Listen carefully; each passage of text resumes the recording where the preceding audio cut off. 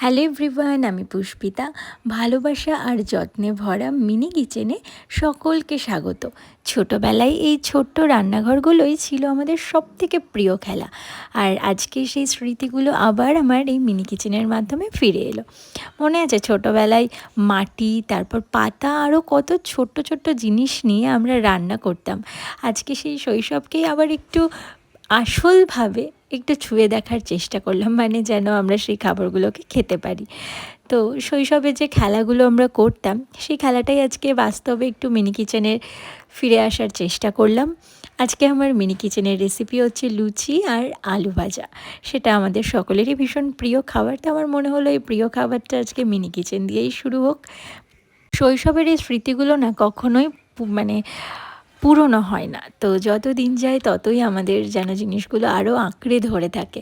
দেখো, এই ছোট্ট ছোট্ট খুন্তি, ছোট্ট ছোট্ট ছাকনা, এগুলোর মধ্যে একটা আলাদাই ভালোবাসা রয়েছে।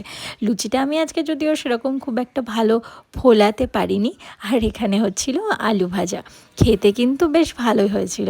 আমরা কিন্তু একটু টেস্ট করে দেখেও ছিলাম। আমার এই ছোট্ট একটা স্বপ্নের রান্নাঘরের প্রত্যেকটা রেসিপিতে থাকে আনন্দ, সৃজনশীলতা, ভালোবাসা। এখানে ছোট্ট ছোট্ট কড়াই, ছোট্ট ছোট্ট রান্না, কিন্তু স্বাদের গল্পটা সত্যিই ভীষণ বড় এবং খুব যত্ন সহকারে আমি রান্না করছিলাম। আমাদের এই মিনি কিচেনের ভিডিওটা যদি তোমাদের ভালো লেগে থাকে এবং তোমরাও যদি শৈশবকে ফিল করতে পারো, অবশ্যই কিন্তু ভিডিওটা শেয়ার করতে ভুলো না। আর এই দেখো, লুচি আর আলু ভাজা কিন্তু একদম রেডি।